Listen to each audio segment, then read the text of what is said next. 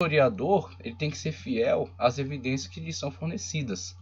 Ele não tem, e nós não temos que esperar isso dele, e também não precisamos que o historiador traga comprovações em relação à fé, traga comprovações em relação à existência de Deus, traga comprovações em relação à criação, à teoria da criação, tá ok?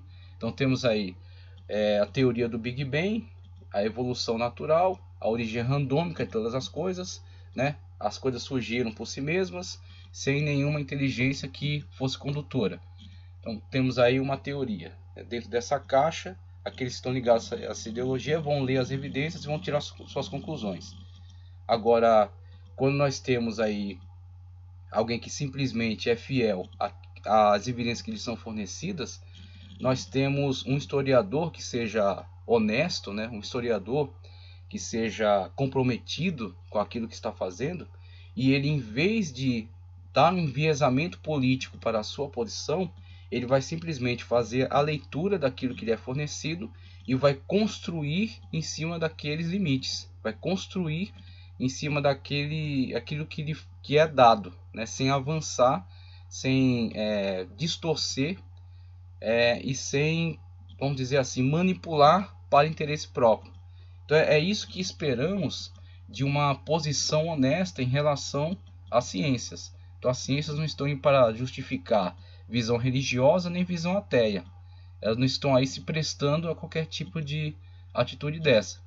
Elas simplesmente estão aí para falar acerca daquilo que é descoberto, para descrever acerca daquilo que está sendo fornecido pelas ciências auxiliares, está sendo fornecido pelos materiais que vão a cada dia sendo revelados. Então, quando nós temos alguém que está comprometido de fato, não a tentar pregar sobre as suas ideologias ou tentar enviesar politicamente as suas conclusões, mas simplesmente informar acerca daquilo que foi fornecido como evidências, nós temos então a produção muito útil de um quadro histórico que pode nos esclarecer acerca de como o homem, como a sociedade vivia em determinados períodos históricos. Então, quando temos essa descrição, por exemplo, não há qualquer problema em relação a essa descrição e as narrativas bíblicas. Por quê? Essas evidências que foram coletadas, que estão sendo interpretadas, nos dizem que durante o período histórico a humanidade vivia prioritariamente de uma forma nômade e era coletora. Por quê? Não havia ainda um avanço tecnológico, tá certo, para ela tornar-se sedentária, ela construir, tá certo, edifícios, edificações, ela construir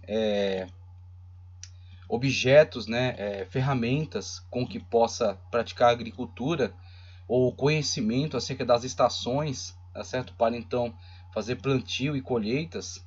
Então é isso que as informações nos dão. E aí quando eles indicam essas datas estão também vinculadas àqueles testes laboratoriais. Então aqueles testes que se fazem sobre carbono 14, aquilo pode indicar datas bem recuadas na história. Então o historiador ele não precisa justificar ideologias, ele não precisa justificar nem as ideologias ligadas à evolução darwinista, nem precisa justificar a teologia ligada aí ao criacionismo. Ele simplesmente precisa, a partir dos elementos que lhe são fornecidos, construir um quadro histórico e esse quadro ser esclarecedor em relação à forma, à maneira como a sociedade se comportava em determinado período. E a partir desse quadro, observando esse quadro, nós vemos aí as alterações, né, as mudanças, as evoluções de cunho tecnológico, de cunho político, de cunho cultural dentro da sociedade, e essas evoluções também podem nos auxiliar como uma informação, como um elemento, né, que pode acrescentar em relação ao conhecimento que temos das narrativas bíblicas. Então, a partir das narrativas bíblicas, nós vemos, olha, aquele homem criado por Deus, né, em época que não nos é dita, tá? A Bíblia Sagrada não nos indica o período, não nos indica a data da criação. Ela simplesmente, e a partir daquilo que eu já expliquei, qual o seu objetivo, qual o seu viés, por que aquilo foi registrado, aquilo não está ligado a um trabalho historiográfico completo, aquilo tem o objetivo de ser informação útil e edificante para a sua fé. Então, a partir daquela narrativa, foi criado por Deus.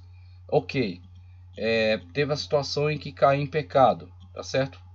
Foi desligado em relação à sua comunhão. Houve ali uma sentença, né? Então o homem saiu de um estado que estava num lugar perfeito, num ambiente perfeito, numa comunhão ideal com Deus, e agora vive de uma outra maneira. Houve uma alteração na sua forma de vida. E a partir dali, desenvolvimento da sociedade humana. Nós vemos ali a primeira família, o crescimento, a degradação da humanidade, quando depois veio o dilúvio. E aí nós vemos aí, se formos buscar também algumas evidências, há evidências de dilúvio e há mitos acerca do dilúvio espalhado por diversas sociedades do mundo. Então podemos aí nos aproveitar também e acrescentar na nossa forma de entender o desenvolvimento histórico essas informações. E aí vemos que essa informação fornecida aí a partir desses estudos da historiografia, com elementos fornecidos aí por ciências auxiliares, a partir dos quais pode se pintar um quadro, nós vemos que essa informação pode acrescentar dentro da narrativa bíblica, nos pintando um quadro de como se deu então o desenvolvimento a partir daquele ponto inicial. Então temos o ponto inicial da criação, mas como a sociedade humana se desenvolveu a partir daquele primórdio, como que se deu um avanço dela, o aperfeiçoamento da cultura, o aperfeiçoamento da técnica, tá certo? O início das sociedades, a fundação dos impérios, a criação, de elementos que possam comunicar saberes. Então, tudo isso não será interesse do autor bíblico. Ele não se comprometeu com esse tipo de informação. Ele não tem como objetivo a comunicação desse tipo de saber. O seu objetivo em linhas gerais, indicar para o homem aquilo que é relevante para a sua fé.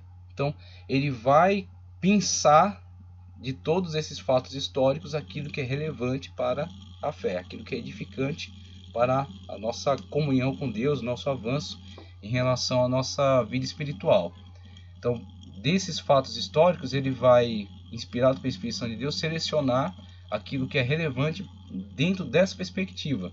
Agora, em relação a tudo aquilo que preenche, aquilo que está nos pormenores, entre essas informações, que está, vamos dizer assim, em volta, desses fatos que nos são transmitidos, aquilo que está relacionado a esses outros eventos, aquilo que está relacionado a esses outros fatos, vai ser estudado então dentro de um âmbito da historiografia. Vai ser estudado então a partir desses elementos que são fornecidos por essas diversas ciências. E isso que vai preencher, então vai pintar um quadro mais específico. Vai ampliar nosso entendimento acerca dessas visões. Por isso que é interessante lançar mão desses recursos. Por isso que é interessante fazer uso disso, porque com essas informações nós podemos melhorar cada vez mais nosso entendimento.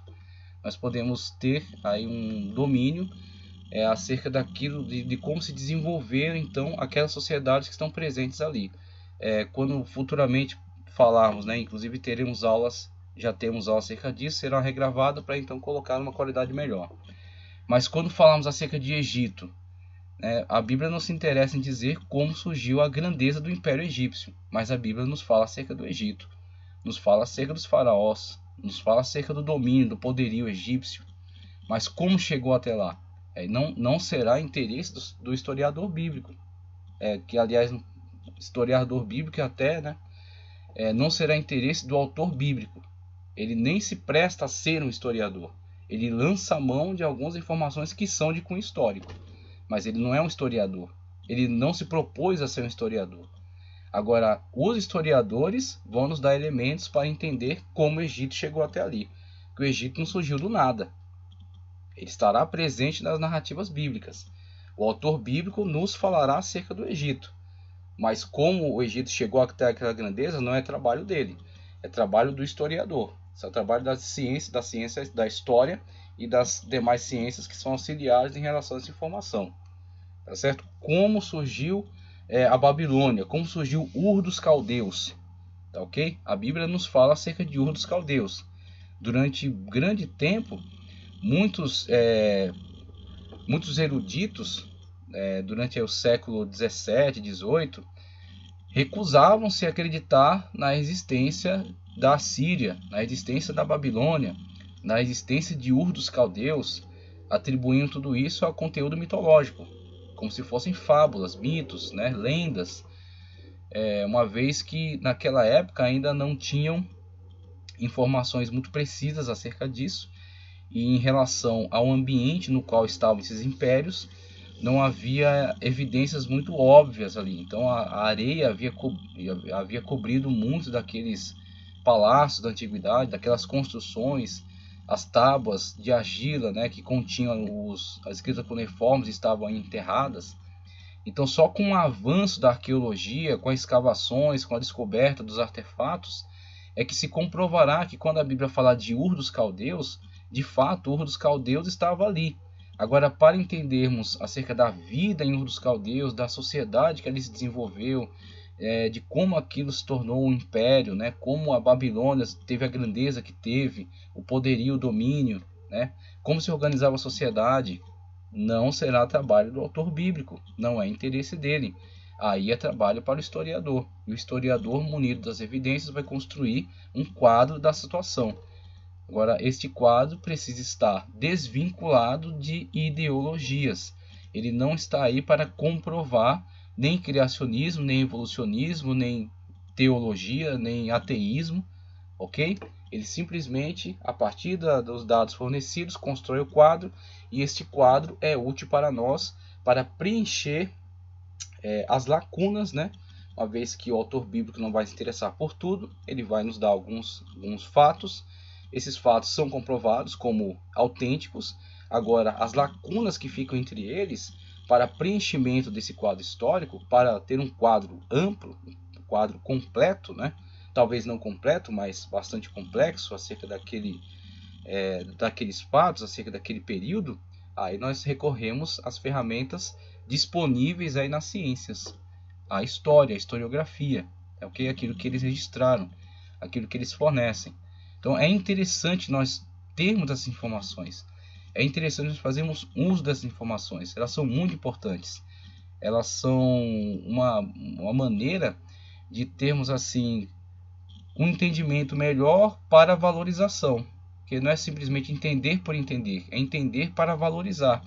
Ao valorizar, né, esse desenvolvimento, podemos então ver o quanto a humanidade pode avançar ou regredir. Se ela, munida dessas informações, ela adota a postura correta, né, postura que foi adotada ao longo de diversos períodos históricos, nós podemos ver um avanço. Mas também nós podemos nos precaver contra os retrocessos. Retrocessos esses que podem ser visualizados ao longo de diversos períodos históricos também. Então vemos aí inclusive o próprio Mário Curtis, ele fala acerca de alguns, vamos dizer assim, posicionamentos que pode se tomar em relação aos fatos históricos. Então um posicionamento filosófico, por exemplo, a filosofia da história. É claro que é sempre difícil pegar um evento, né, um fato ligado a um povo em determinada época e aplicar a outro. Isso é arbitrário. Mas pode-se observar, dentro da própria história daquele povo, um desenvolvimento, um retrocesso a partir de algumas decisões, a partir de alguns eventos ocorridos. Então, olhando dentro daquele quadro histórico, dentro daquele povo, né, em relação a esses fatos, esses eventos ocorridos, pode-se então refletir acerca da nossa própria história e ver nela avanços ou retrocessos e se precaver dos retrocessos, né? E incentivar os avanços. Então pode-se aí, tomando esses exemplos, também usar deles como referenciais para nós mesmos. Então, ao fazer uso dessas informações de cunho histórico, nós podemos também refletir acerca da nossa própria história, acerca daquilo no qual avançamos e acerca daquilo no qual estamos regredindo, tomar como um referencial, como um exemplo. Então, por isso que as informações são muito relevantes, são muito importantes, e nós não podemos fechar os olhos para elas, e elas podem ampliar o quadro que nos é fornecido pela Sagrada Escritura, sabendo que o autor sagrado vai se voltar para alguns eventos, vai selecionar alguns que são referenciais a partir dessa perspectiva dele, a partir desse interesse que o autor bíblico tem, né, da inspiração que lhe foi dada, só que em volta dele há todos os eventos, fatos, informações, acontecimentos, né, que explicam aquele, né, que justificam aquele, né, que nos fazem entender como se chegou àquilo que é narrado na Sagrada Escritura. Então, a Sagrada Escritura fala de algum fato, de algum evento, de algum local, de algum povo, e para se entender como aquilo existe dentro de um contexto maior, as informações da história nos farão entender. Então, veja, o Paleolítico, então, conforme indicado aí, 10 mil anos antes de Cristo, por viver da caça e da coleta, o homem era nômade, não tinha habitação fixa e vivia coletivamente. Isso que nos é apresentado a partir das evidências colhidas e a partir da interpretação que se faz sobre elas. Então temos aí as evidências, né? Então os materiais que foram encontrados, pedras lascadas, você vê que não é algo natural, é algo que foi trabalhado, mas foi trabalhado rusticamente. Então a partir do conhecimento que se tinha, um homem com pouco conhecimento que tinha construiu essas pontas de lança, na qual fixava, né, em alguma madeira, e com isso, ou então com ela mesma, avançava para cima do animal para matá-lo, arrancar a pele. Então, a partir essa pouca, né, tecnologia que tinha, é indicativo da época histórica na qual pode ser qualificado, por exemplo, dentro do Paleolítico, dentro da pedra lascada. Aí, conforme nós vemos aí o avanço, entramos para o período Neolítico, por exemplo, 10.000 a 4.000 anos antes de Cristo. Com a evolução agrária, o homem tornou-se sedentário, tendo habitação fixa. Então, dentro desse período, o avanço para o trabalho melhor, né, com material, ainda a pedra como material, né, mas agora com um trabalho melhor, mais aperfeiçoado, e outros objetos também que são encontrados atribuídos ao período Neolítico, como por exemplo vasos rústicos, né? Já há a ampliação dos saberes, já existe um avanço tecnológico, já se descobriu outros materiais que podem facilitar a sua vida, e outra, sua vida agora é ligada a uma habitação fixa. Então começa-se a dominar a agricultura, começa-se a construir diques, né, a trazer água canalizada para a irrigação. Então avanços que vão sendo visualizados dentro dos artefatos que são descobertos das escavações arqueológicas. E com isso pode-se pintar um quadro de avanço na sociedade.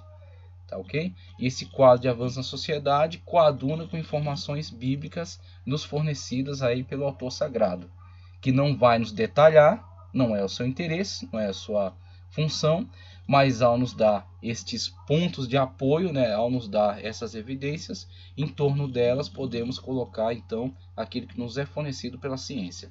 A historiografia amplia este quadro, nessa visão. A idade dos metais, conforme eu já falei, né? Ferro, cobre e bronze. Idade dos metais, mais ou menos 5.000 anos antes de Cristo. Descoberta da técnica para a fabricação de diversos utensílios com metais. Ponta de lança, depois vão vir instrumentos utilizados na agricultura. E aí vai avançando, né, na capacidade do homem em fundir materiais cada vez mais duráveis, né, mas também de difícil técnica, até a fundição do ferro, que exige aí muita técnica, né, para temperatura correta e depois manuseio, né, daquele material para a produção de determinadas ferramentas ou armas. E aí na continuidade, então, época histórica propriamente dita, né, com a descoberta aí da escrita, o fornecimento das escritas mais antigas, materiais que contêm essas escritas mais antigas da humanidade, e a partir daí essa divisão que é feita dentro dessa perspectiva da história, né, do historiador ocidental. Então, vamos ver aí também depois muitos historiadores, né, dentro de um quadro de avanço da historiografia, vamos ver aí muitos historiadores que estão presentes aí ao longo de todo o desenvolvimento, né, da cultura humana, e que nos fornecem informações importantes acerca dos seus povos, né? uma mudança de como essas informações eram coletadas, como elas comunicadas, o que era relevante, né?